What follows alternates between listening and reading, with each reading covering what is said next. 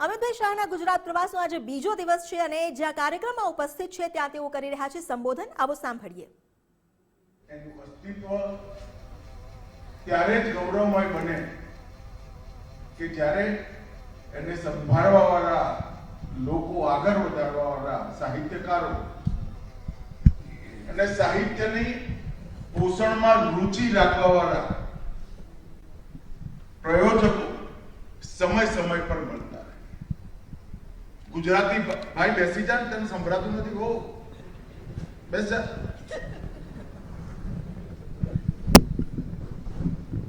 ગુજરાતી ભાષાનો ઇતિહાસ સુસા પૈસા ચાર વાળી ગુજરાતીના નામથી મેણા આપણે સહન કરતા, અને એ ઇતિહાસ એક કોઈ પણ ભાષા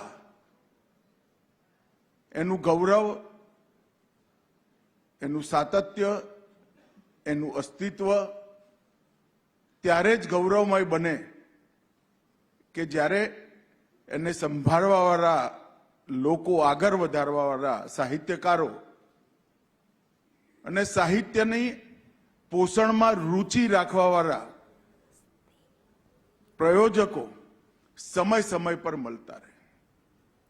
ગુજરાતી ભાઈ બેસી જા, તને સંભળાતું નથી? હો બેસ જા.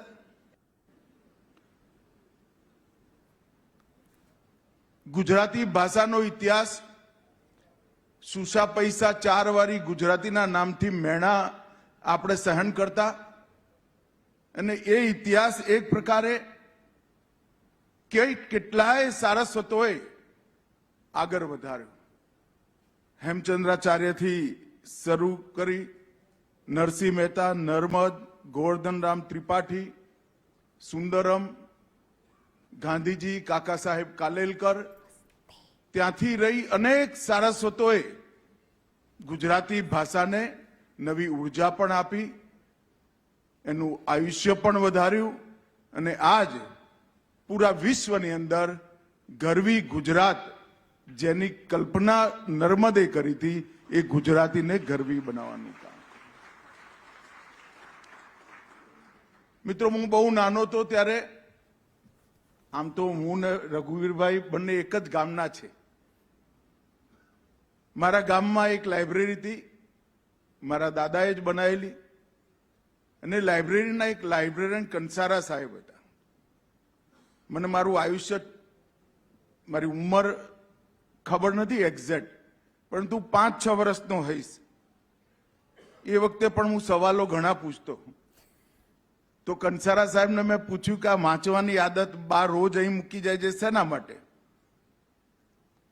ત્યારે એને મને એક વાત સમજાવી હતી કે શેઠ, વાંચનની યાત્રા કુતૂહલથી શરૂ થાય, કુતૂહલથી જિજ્ઞાસા સુધી પહોંચે, જિજ્ઞાસાની સંતૃષ્ટિથી રસની જાગૃતિ સુધી પહોંચે, રસની જાગૃતિથી જ્ઞાન પ્રાપ્તિનો માર્ગ આવે, અને અંતે મોક્ષ પણ જ્ઞાનના માધ્યમથી વાંચન જ લઈ જાય. ને બહુ નાનપણમાં કંસારા સાહેબે વાંચનની આ યાત્રા મને સમજાયેલી, અને એક બાર મનમાં જડબે સલાક બેસી ગઈ હતી કે જીવનનું કલ્યાણ કરવું હોય તો વાંચન સિવાય કોઈ બીજો ઉપાય નથી. ને મેં અહીં આવતા પહેલા આજે સવારે જ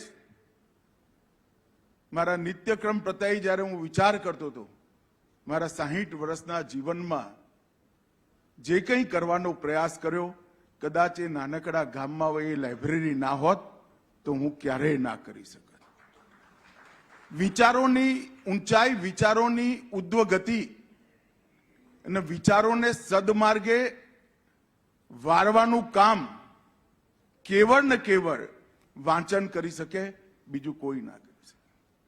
અને એટલા માટે જ કહે છે કે તમારા દેશમાં શાળાઓમાં કેટલી સંખ્યા છે એ દેશનું ભવિષ્ય નથી નક્કી કરતું, પરંતુ પુસ્તકાલયમાં કેટલી સંખ્યા છે એ દેશનું ભવિષ્ય નક્કી કરવાની વાત છે. અને આજે હું અહીંયા આવ્યો છું ત્યારે સૌથી પહેલા ભિક્ષુ અખંડાનંદને હું મનપૂર્વક શ્રદ્ધાંજલિ આપવા માંગુ છું. ભિક્ષુ અખંડાનંદે વર્ષો પહેલા વાંચનની કિંમતને ઓળખવાનું કામ કર્યું અને વાંચન પણ કેવું જે વ્યક્તિને આગળ લઈ જાય, આત્માને આગળ લઈ જાય અને જ્ઞાનની વૃદ્ધિ કરે એ સાહિત્ય સસ્તું મળવું જોઈએ. એ વખતે ભિક્ષુ અખંડાનંદે સાહિત્ય મુદ્રણાલય, અખંડાનંદ અને આયુર્વેદિક ઔષધિઓનું ઉત્પાદન અને એનું સાહિત્ય, આ ચારે પ્રવૃત્તિઓને એમનું જીવન કાર્ય બનાવ્યું. અને નામની આગળ જ ભિક્ષુ એટલે ભિક્ષા માગી માગી માગી આ સંસ્થાને એમને ઊભી કરી. મિત્રો, આજે એક હમણાં જે વૃત્તચિત્ર બતાવ્યું એમાં ભદ્રનું એ મકાન જોઈને તમને થાય કે આ કેમ બતાવ્યું છે, પણ એ જમાનામાં ભદ્રનું આ મકાન બનાવવું એ કોઈના એક જીવનમાં શક્ય નથી. એ ભિક્ષુ અખંડાનંદે કરીને બતાવ્યું. હું લગભગ 20-21 વર્ષની ઉંમર સુધી અખંડાનંદનો અખંડ વાંચક રહ્યો છું. મારા ઘરે અખંડાનંદ હું જન્મ્યો એ પહેલાથી આવતું અને અખંડાનંદ સાત્વિક સાહિત્ય પીરસવાનું અને સાત્વિક સાહિત્યની સાથે સાથે બાળ મનને ઘડતર કરવાનું અને મોટા માણસોને સમાજની અંદર સેવાનો સંદેશ આપવાનો, એ અખંડ રીતે જો કોઈએ કામ કર્યું હોય તો અખંડાનંદે કર્યું છે. અને મિત્રો, આજે હું રાજકારણમાં કામ કરતા કરતા દેશનો ગૃહપ્રધાન બન્યો એટલે પરેશભાઈ, પ્રશાંતભાઈ, હર્ષદભાઈ આવીને મને ચેરમેન બનાવી દીધો. પણ હું આ ત્રણેય ટ્રસ્ટીઓને ખૂબ ખૂબ અભિનંદન આપવા માંગુ છું કે એમને કપડા કારમાં ભિક્ષુ અખંડાનંદની સાધનાને જાળવી રાખવાનું કામ કર્યું અને આગળ વધાર્યું. આવી સંસ્થાઓ જેમાં નફો એ સંસ્થાનો ઉદ્દેશ ના હોય. પુસ્તકો પણ જ્ઞાનને પ્રેરિત કરવા વાળા પુસ્તકો, જ્ઞાન આપવા વાળા પુસ્તકો છાપવાના હોય અને સસ્તા વેચવાના હોય. એ સંસ્થા ચલાવી એટલે લોઢાના ચડા ચાવવા જેવું કામ છે મિત્રો. અને આ ત્રણેય લોકોએ એક લાંબા સમય પછી સુધી એચ.એમ. પટેલ સાહેબના ગયા પછી આ સંસ્થાનું પોતાના બાળકની જેમ જતન કર્યું, એની સંપત્તિઓને બચાવી અને એના સંસ્કારને પણ બચાવ્યા. અને આજે સંસ્થા આગળ વધશે એનો મને વિશ્વાસ છે. મિત્રો, જબ સસ્તું સાહિત્યની આપણે વાત કરીએ ત્યારે સસ્તું સાહિત્યએ અનેકવિધ પુસ્તકો જીવનને આગળ વધારવા વાળા, ભક્તિની સીધી સાદી સમજ આપવા વાળા, આધ્યાત્મનું વ્યવહારુ જ્ઞાન આપવા વાળા અને ભારતના ધર્મ પુસ્તકોમાં જે નીતિ પડેલી છે એ નીતિની સરળ વ્યાખ્યા કરવા વાળા પુસ્તકો. મેં પણ વિદુર નીતિ અને ચાણક્યનું અર્થશાસ્ત્ર બંને મારી લાઇબ્રેરીમાં સસ્તું સાહિત્યના જ વાંચ્યા છે. અને હું આજે પણ ચાણક્યના અર્થશાસ્ત્રની પ્રસ્તાવના મને આજે પણ યાદ છે. એમાં મહાત્મા ગાંધીએ લખેલું કે આ ગ્રંથ નહીં, ગ્રંથાગાર છે. એક વાક્ય બાપુએ લખેલું કે ચાણક્યનું અર્થશાસ્ત્ર એ ગ્રંથ નહીં, ગ્રંથાગાર છે. અને એનું એટલું સરળ ગુજરાતી ભાષામાં ભાષાંતરણ અને ભાવાર્થ સાથેનું ભાષાંતરણ સસ્તું સાહિત્ય મુદ્રણાલય એ વખતે કરેલું. આવા અનેક પુસ્તકો આજે 2002 પછી પહેલી વાર 24 પુસ્તકોનું અહીંયા પર પુનઃમુદ્રણ થયું છે. અને 24 પુસ્તકો, કોઈ પુસ્તકની 20મી આવૃત્તિ છે, કોઈ પુસ્તકની 80મી આવૃત્તિ છે, કોઈ પુસ્તકની 40મી આવૃત્તિ છે, કોઈ પુસ્તકની 100મી આવૃત્તિ છે. એ જ બતાવે છે કે આ પુસ્તકો કેટલા વંચાયા છે, કેટલા લોકોના જીવનમાં, કેટલા ઘરોમાં સત્વનો વિકાસ અને સન્માર્ગ તરફ વાળવાની વૃત્તિ એને ઘડવાનું કામ આ પુસ્તકોએ કર્યું છે. અને આજે મને ખૂબ ખૂબ આનંદ છે કે આ 24 પુસ્તકોને આપણે ફરીવાર પુનઃમુદ્રિત કરીએ છીએ. મને વિશ્વાસ છે કે આ ઘટનાની સાથે જ ભિક્ષુ અખંડાનંદે સસ્તું સાહિત્ય મુદ્રણાલય પાસેથી જે અપેક્ષાઓ રાખી છે, સ્થાપના કરતી વખતે જે કલ્પનાઓ રાખી છે, એને ફરી એકવાર સિદ્ધિના રસ્તા પર લઈ જવાનો આપણો માર્ગ પ્રશસ્ત થશે. મિત્રો, વાંચન માટે નરેન્દ્રભાઈ જ્યારે ગુજરાતમાં હતા ત્યારે અહીંયા ભાગ્યેશભાઈ બેઠા છે, વાંચે ગુજરાતની શરૂઆત કરી અને એ વખતે મને આશ્ચર્ય થાય કે ગુજરાતમાં વાંચન લગભગ મૃતપ્રાય થવાની અણી પર હતું. અને આજે મારા મત વિસ્તારની બધી જ પુસ્તકાલયોની મેં મીટિંગ કરી હતી અને એ પુસ્તકાલયો જીવિત કરવાની શરૂઆત ગુજરાત સરકારે પણ કરી અને આગળ પણ વધ્યા. ગુજરાતમાં વાંચવાનો મહિમા વધારવા માટે ખાલી સરકાર કશું ના કરી શકે. હું તો ભૂપેન્દ્રભાઈનો ધન્યવાદ કરીશ કે આટલી મોટી રકમ એમને ગુજરાતના પુસ્તકાલયો માટે ફાળવી, પરંતુ વાંચવાનો મહિમા વધારવાનું કામ તો સારસ્વતોએ કરવું પડે. ભાષા શુદ્ધિ, લેખનનો ઉદ્દેશ, લેખનની દિશા અને ગદ્ય અને પદ્ય બંનેમાં ભારોભાર સત્વ ભરવાનું કામ એ સારસ્વતોએ જ કરવું પડે.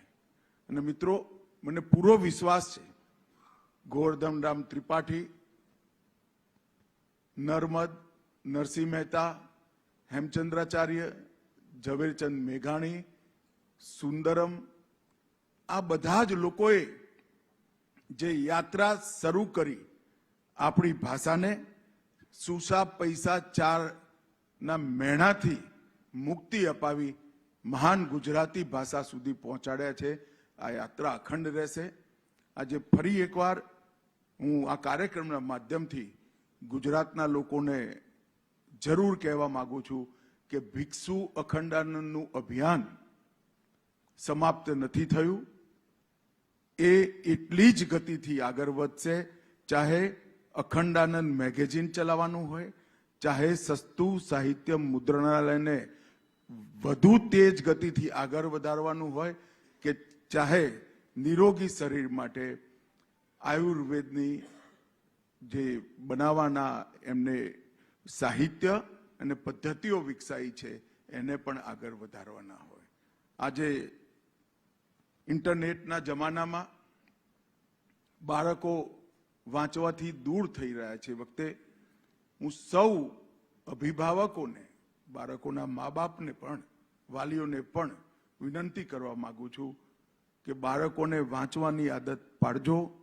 વાંચવાની આદત પડશે તો બાળક ગમે એટલી મુશ્કેલીમાં પણ ટટ્ટા રહી મુશ્કેલીની બહાર નીકળી જશે.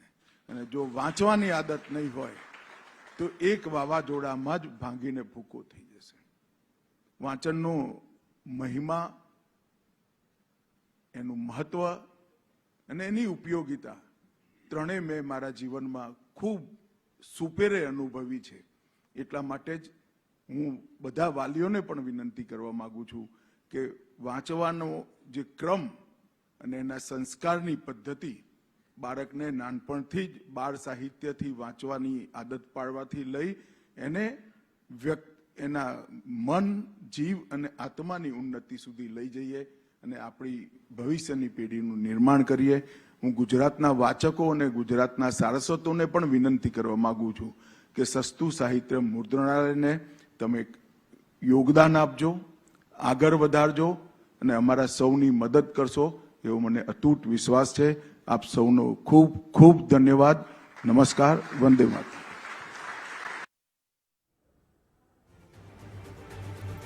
અમિતભાઈ શાહ, જેમણે સંબોધન કર્યું અને સસ્તું સાહિત્ય પ્રકાશન, જેના પુનઃ મુદ્રણના પુસ્તકોના વિમોચન કાર્યક્રમમાં આ પુસ્તકોનો જીવનમાં શું ભૂમિકા છે તેને લઈને વાત કરી.